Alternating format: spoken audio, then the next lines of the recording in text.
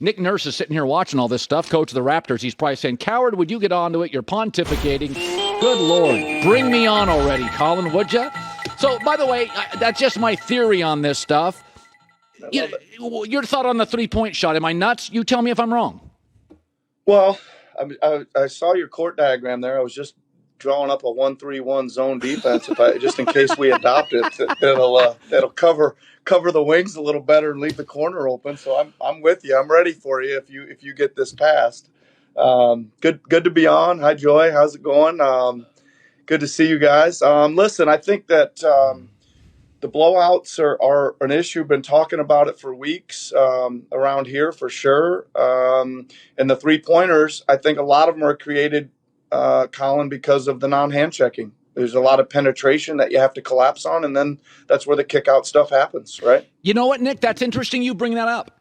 Because I said this, Joy is my witness, I said you should bring the hand check back. And it's counterintuitive. I said, here's what concerns me.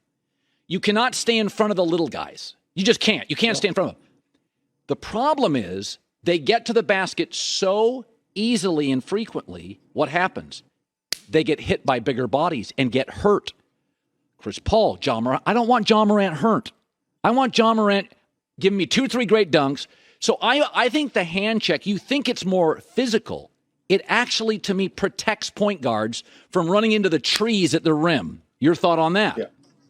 Yeah, I agree with you. The speed that they're going in there to it's like a car collision at the rim for those guys, right? And that the hand checking would probably keep their certainly their attempts of going in there, the speed at which they go in there, having to hit those big guys and land on the floor. I think you're right on point there, 100%. So I'm going to ask you about each team and some thoughts on it. Let's start with this, Luka. He's a terrific player. There's Bird comps, there's Melo comps, whatever. But I said the other day, certain players are easier to play with. And then there's certain guys who wouldn't have wanted to play with Magic Johnson, right? He made everybody better. Luka has a high ball usage. He's got the ball a lot. You want him to have the ball, Nick, but a lot of stars may think, I don't want to go sit there and watch Luka play, right?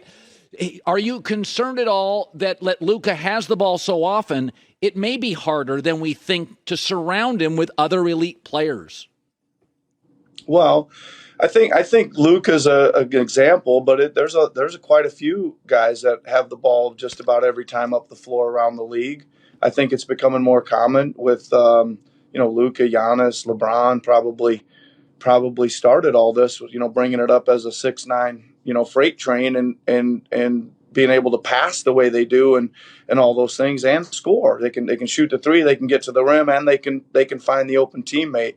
I don't know if I'm going to worry about what they need to do. I got enough to worry about with my own team. I always say that, but he is for us when we play him, Colin. He's so hard to guard. He's so strong and so competitive and so tough and so skilled. All four of those things make him just incredible to try to game plan for and to guard. So the Celtics defense, Nick, there's been a lot of good defenses, but there was an argument to be made this year that this was like next level defense, one of the better defenses in a decade.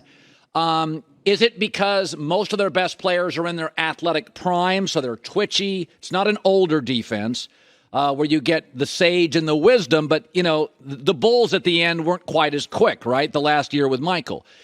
Or is it just scheme? Like, I watch Boston, and they discombobulate teams. What is the secret sauce there to you, Nick?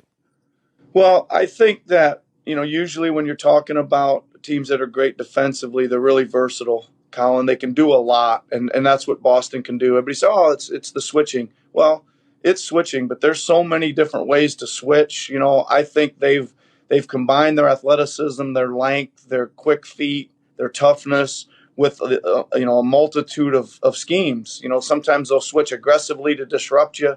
Sometimes they'll lay back and late switch you.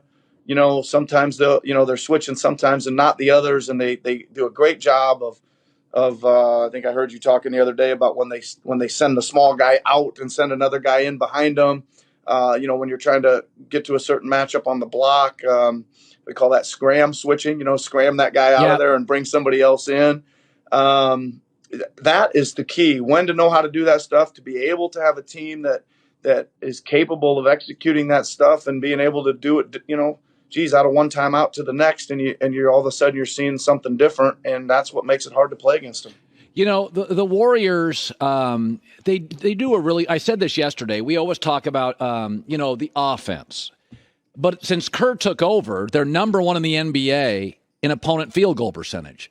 So, whether it was Iguodala, Looney's become a good defender, Clay, obviously, Dre. They don't draft guys generally. Wiggins, by the way, is an undervalued defender. Andrew's very athletic. He can jump late and block stuff. And I think it does hide Steph's weakness, which is he's not a big physical defender. When you face the Warriors, they're a handful, obviously. Have you felt through the years that their defense is undervalued relative to their offensive marquee attention? Yeah, so a couple things. One is they are great defensively, Colin. I don't know if you've this guy Ron Adams, who's been on their bench for a while. He's like the guru of NBA defense, and he has been for a number of years. He is awesome, and I think he certainly is also got a lot of schemes, not afraid to try anything, but he really has good connection with the players to get them to buy in to play both ends. And I've said these to you before. When we played them in 2019, the thing that I remember saying the most or being amazed by the most is how fast they run, right? Like I'd tell the guys once, if I told them 100, I know they're running fast. You got to chase them fast. You got to run fast too.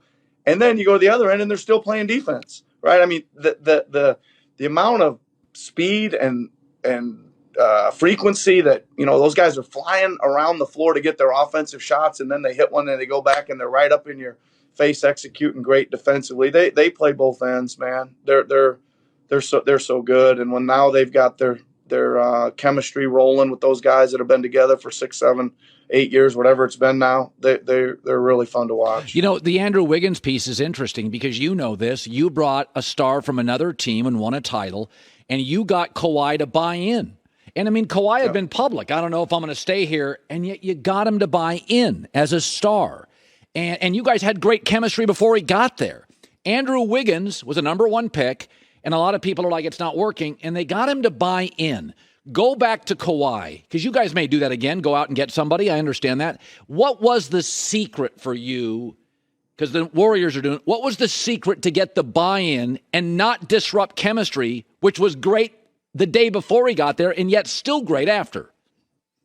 Yeah, listen, I think the big thing about Kawhi, and I know Andrew Wiggins really well too, and I'm not surprised by what he's doing because he loves to play. People maybe put the knock on him that he likes to play ball, man, and he's in a fun system, and I think that their leaders give him some latitude, they give him some shine, they let him do his thing, and he loves to play, and he's an unbelievable athlete. But with Kawhi, listen, it's a locker room thing that you want to buy in. And, Kawhi used to tell me, listen, I'm all about winning, man. And I'd talk to him about, hey, what about making a run at the MVP? And he'd be like, I'm not interested in that. I want to win championships, So that just tells you what kind of guy Kawhi was. And you're not, when you got a guy who's a total pro like Kawhi, an absolute, gamer, plays both ends, and then tells you that he's more concerned with winning than anything else. You're gonna be able to fit that into any team.